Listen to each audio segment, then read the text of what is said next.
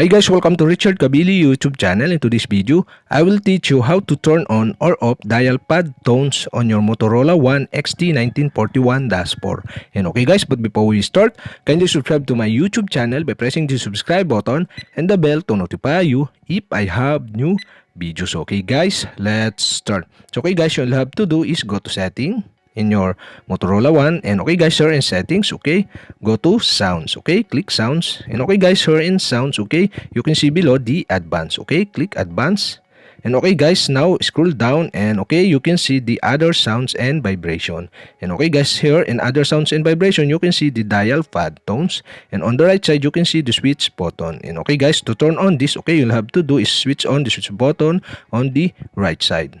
And okay guys, that's it. We have successfully turned on the dial pad tones on your Motorola One XT1941-4. And okay guys, you can turn off again by turn off the switch button. And okay guys, I decide to turn on the dial pad tones. Okay, and okay guys, that's it. And if you have a question, kindly comment below, and don't forget to hit the subscribe button and the bell to notify you if I have new videos. Okay guys, thank you for watching.